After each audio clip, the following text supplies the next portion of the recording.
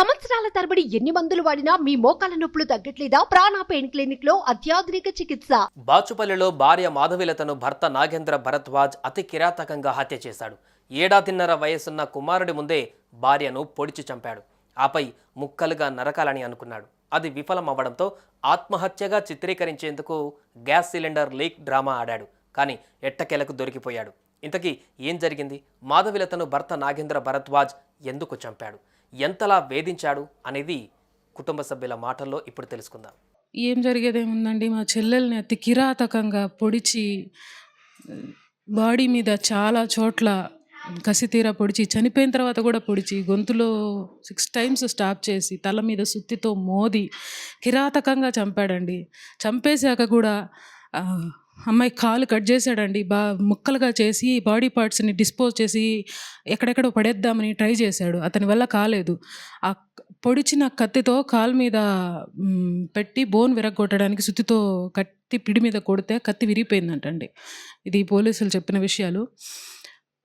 అది చేత కాక, ముక్కలుగా చేయడం అతని వల్ల కాక, 2 సిలిండర్లు ఓపెన్ చేసి, ఒక సిలిండర్ అమ్మాయి పక్కనే బెడ్రూమ్లో అమ్మాయిని చంపేసి, అమ్మాయి పక్కన ఒక సిలిండర్ పెట్టి, ఇంకో సిలిండర్ కిచెన్లో పెట్టి, వైర్లు ప్లగ్లో పెట్టేసి షార్ట్ సర్క్యూట్ చేయడానికి ట్రై చేసి, ఆ సిలిండర్లు ఓపెన్ చేసి వైర్లు పెట్టేసి చిన్న బాబుని తీసుకొని ఇల్లు లాక్ చేసి వెళ్ళిపోయాడండి. ఇది సుమారు 4వ తేదీ, మే 4వ తేదీ రాత్రి 9-9:30 టైంలో జరిగి ఉండొచ్చని పోలీసులు చెప్పారండి. అతను ఇదంతా చేసి ఎన్ని గంటలకు వెళ్ళాడు అనే విషయం మాకు తెలియదు. బయటికి వెళ్ళాడు. గ్యాస్ లీక్ చేసి వదిలిపెట్టి వెళ్తే కింద ఫ్లోర్ వాళ్ళకి 12 గంటల టైంలో స్మెల్ వచ్చి, అందరు అపార్ట్మెంట్ వాళ్ళందరూ వచ్చి పైకి చూసి ఎక్కడ అని వెతుక్కొని, లాక్ చేసున్న తాళాలు బద్దలు కొట్టి లోపలికి వెళ్ళి చూస్తే మొత్తం గ్యాస్ అంతా స్ప్రెడ్ అయ్యి ఉందంట అండి. బెడ్రూమ్ కూడా లాక్ చేశాడండి అమ్మాయిని చంపేసి. అది పగలగొట్టి చూస్తే అమ్మాయి చనిపోయి పడిందండి. 3 నెలల గ్యాప్లో కూడా నేను దగ్గరలో ఉంటాను, ఎప్పుడన్నా నా దగ్గరికి వచ్చినా కూడా ఒప్పుకోడండి. అక్క దగ్గరికి వెళ్తానన్నా నచ్చదు. మా మీద కూడా కోపం. అమ్మాయితో క్లోజ్గా ఉంటామని ఇక్కడికి పంపించేవాడు కాదు అప్పటి నుంచి కూడా. కాకపోతే ఈ 3 నెలల గ్యాప్లో అబ్బాయి కొంచెం మంచిగా నటించాడండి. మారాడు అనుకుంది అమ్మాయి. కాకపోతే డబ్బులు మాత్రం అడుగుతూనే ఉండేవాడు. అడగరని చెప్పి స్టార్టింగ్లో చెప్పి తీసుకొచ్చినా కూడా, నాకు అంత పంపించు, ఇంత పంపించు, ఈ 1 year అమౌంట్ అమ్మాయి దగ్గర ఉండింది కదా, అది నాకు పంపించు, కారు కొనాలి, మా ఊళ్ళో ల్యాండ్స్ కొనాలి, ఇవి అమ్మాయి నేను ఇవ్వనని చెప్పాను కదా, నన్ను అడగొద్దు అని చెప్పినందుకు మళ్ళీ గొడవలు. ఇలా ఈ 3 నెలలు ఇలా జరిగిందండి. మేము సమ్మర్ హాలిడేస్ కానీ మేము ఊరెళ్ళి ఉన్నాము, ఇక్కడ లేము, ఎవ్వరం లేని టైం చూసుకున్నాడండి. మే 4th నైట్, ఆ ఈవినింగ్ ఏం గొడవ జరిగిందో మాకు తెలియదండి. మే 3rd మాట్లాడాము అమ్మాయితో మేము. అమ్మాయి ఊరికి వస్తానని చెప్పిందంట, మా దగ్గరికి వస్తానని, ఎలక్షన్స్ ఉన్నాయి వెళ్తానని చెప్పిందంట. వెళ్ళడానికి వీల్లేదు, వెళ్తే మా ఇంటికే రావాలి, నువ్వు అక్కడికి వెళ్ళకూడదు అని అన్నాడంట. ఇంకా డబ్బుల గురించి గొడవలు జరిగినాయో ఏం జరిగినాయో చెప్పడానికి మా చెల్లి లేదు కదండి. ఆ రోజు రాత్రికి అతి కిరాతకంగా 9:30 ఆ టైంలో జరిగిందని పోలీసులు చెప్పారండి. ఫస్టే అమ్మాయిని గొడవపడి వెళ్దామంటే అమ్మాయి ఒప్పుకోకుండా నేను బట్టలు సర్దుకుంటాను అన్నదంట. కబోర్డ్ దగ్గర వంగి ఉందంట అండి. స్టార్టింగ్ ఏమి చేశాడో, ఎలా కొట్టాడో తెలీదు. తల మీద సుత్తితో కొట్టిన దెబ్బలు ఉన్నాయండి. తల వాచిపోయి ఉంది. మెడలో కత్తి పెట్టి పొడిచాడండి. 6 టైమ్స్ మెడలో పొడిచాడండి. చేతి మీద పొడిచాడు, వీపులో పొడిచాడు. చనిపోయిన తర్వాత కూడా బాడీలో 6 టైమ్స్ పొడిచినవి ఉన్నాయండి. ఇంత కిరాతకంగా చంపాల్సినంత అవసరం ఏంటండి? మా చెల్లెల్ని, అమ్మాయి నీకు నచ్చకపోతే, చెప్పిన మాట వినకపోతే, సరే డబ్బులు కావాలంటే మమ్మల్ని అడుగు, ఇస్తాము, లేదా నచ్చలేదు పంపించి మాతో బతుకుద్ది కదా. చిన్న బాబు, 1.5 బాబండి, వాడు కూడా కళ్ళకు కనపడలేదు. అతి కిరాతకంగా, ఇంత పాశవికంగా ఎవరన్నా చంపుతారా? ఎవరో హత్యలు చేసేవాళ్ళు చేస్తారు ఎక్కడో యూపీలో అక్కడ అని వింటూ ఉంటాం న్యూస్లో. ఇంత దారుణంగా జరగడం మేము జీర్ణించుకోలేకపోతున్నామండి. మా అమ్మాయి ఎంత మంచిదంటే, ఇంత క్రూయల్గా హింసించినా కూడా మారతాడేమో, ఇంకొక అవకాశం ఇచ్చి చూద్దాం, కాపురం కదా, అతను కూడా ఉంటుంది కదా, 3 సంవత్సరాలు కాపురం చేశాను, ఎంతో కొంత నా మీద ప్రేమ ఉండకపోతుందా? చెప్పుకుంటే నెమ్మదిగా వింటాడు, అంతగా వినకపోతే కౌన్సిలింగ్కి తీసుకెళ్తాను, ఇలా చెప్పిందండి. అతని మీద కన్సర్న్ కూడా ఉండేదండి అమ్మాయికి. కానీ వాడికి కొంచెం కూడా ప్రేమ, జాలి అనేవి లేవా? పోనీ నీకు అంతగా కోపం వస్తే 4 దెబ్బలు కొట్టు, ఏదో ఒక రకంగా బాధ పెట్టన్నా వదిలేస్తే మా పిల్లని మేము తెచ్చుకునే వాళ్ళం కదా. బతికి ఉండేది కదా కళ్ళ ముందు. అంత కిరాతకంగా చంపి ముక్కలు చేయాలని ట్రై చేసి, కాలు కట్ చేసి, గ్యాస్ లీక్ చేసి, ఇంత దారుణమైన చర్యలు చేయాల్సినంత అవసరం ఏంటండి అతనికి? ఎంత సైకోయిక్ మెంటాలిటీ కాకపోతే ఇలా చేస్తారండి? ఎవరమన్నా మన నార్మల్గా మనుషులం ఇలా చేయగలుగుతామా? డెడ్ బాడీని చూస్తేనే అదో రకమైన ఫీల్ వచ్చేస్తుంది మనకి. నిలువున నిలబడున్న ఆరోగ్యంగా ఉన్న అమ్మాయి 5 అడుగుల 5 అంగుళాల ఎత్తండి, తెల్లటి ఛాయ. ఆ అమ్మాయిని చంపడానికి చేతులు ఎలా వచ్చినాయి వాడికి? వాడు మనిషేనా? అలాంటి మనిషిని వాళ్ళని ఇంకా పోలీసులు అక్కడ కూర్చోబెట్టి ప్రభుత్వం మేపుతుందండి వాడిని. మేము ఇంకా మాకు అమ్మాయి పైన బాధ కాక పోలీస్ స్టేషన్ల చుట్టూ, కోర్టుల చుట్టూ ఎక్కడ తిరగాలండి? మా నాన్నగారు క్యాన్సర్ పేషెంట్, మా అమ్మగారికి ఆర్థరైటిస్, ఆవిడ తిరగలేదు. నాకు 3 పిల్లలు ఉన్నారు. మా తమ్ముడికి ఫ్యామిలీ ఉంది. మా చిన్న తమ్ముడు యూకేలో ఉన్నాడు, చదువుకోవడానికి వెళ్ళాడు. ఈ విషయం తెలిసి పరుగున వచ్చాడండి. మొన్ననే వెళ్ళాడు వాడు కూడా. మా ఫ్యామిలీ ఇలాంటి పరిస్థితులు ఎదుర్కొనే పరిస్థితుల్లో లేదు. దయచేసి ఈ సమాజము, న్యాయస్థానము వీలైనంత త్వరగా అతన్ని ఉరి తీయండి, అతన్ని చంపండి. ఇంత కిరాతకంగా బాధ పెట్టి చంపాడే, ఆ బాధ అతనికి ఎలా తెలుస్తుంది? మేము పడే బాధ ఎలా తెలుస్తుంది? మా కడుపు కోత ఎలా తెలుస్తుంది? అర్థం చేసుకోండి మా బాధ. మేము కోర్టుల చుట్టూ సంవత్సరాల తరబడి తిరగలేము. వీలైనంత త్వరగా న్యాయం చేయండి, మా బాధను చల్లార్చండి. ఇంతకు మించి ఇంకేం అడగలేమండి మేము.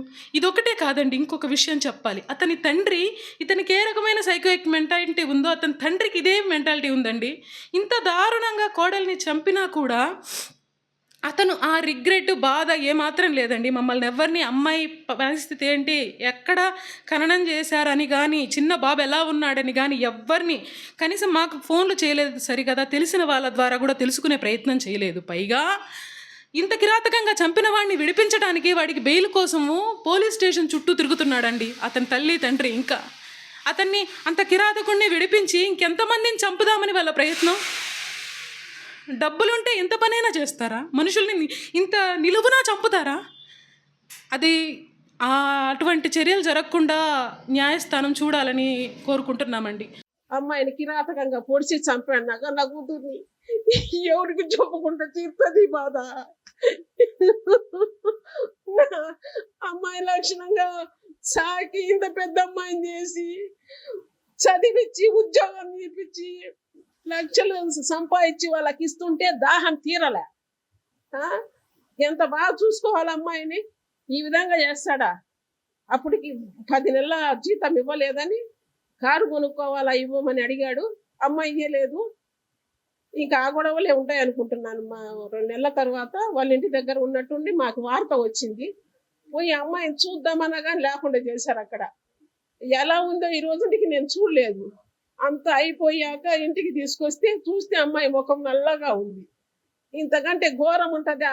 మా ఇండ్లలో అసలు ఎప్పుడూ జరగలేదు, ఎవరికి జరగలే. ఇంత రాక్షసులు ఈ చుట్టుపక్కల ఉన్నారని నాకు తెలియదు. అసలు తెలిస్తే సంబంధం చేసే వాళ్ళమే కాదు మేము.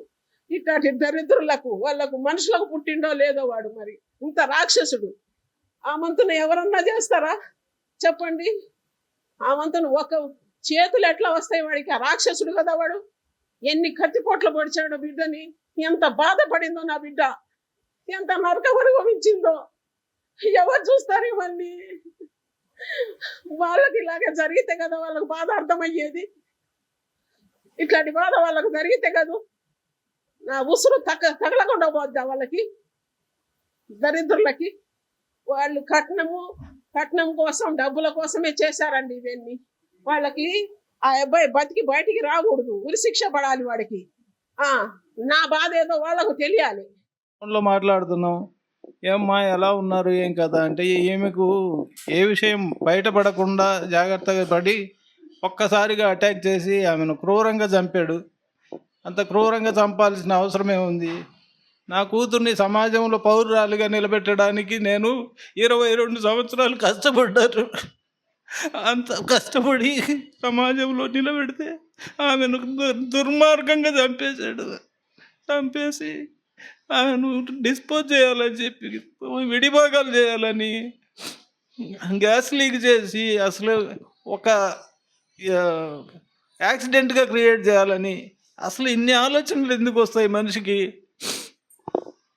మళ్ళీ తను తప్పించుకోవడం కోసమై తనేదో ఆత్మహత్య చేసుకుంటున్నట్టు నటించి ఆ పోలీసులకు లొంగిపోయాడంట. పోలీసులు అన్ని కాపాడాలని ప్రయత్నం చేస్తున్నారో ఎందుకో పోలీసులు ఇప్పుడు దాకా ఈ సమస్యను పోలీసుల ద్వారా బయటికి వెలుగులోకి రాలేదు. ఇప్పుడు ఎవరి ద్వారా తెలుసుకున్నారో ఈ మీడియా వాళ్ళు వస్తూ ఉన్నారు. వాళ్ళకు మా బాధను వెలిబుచ్చుకుంటున్నాం.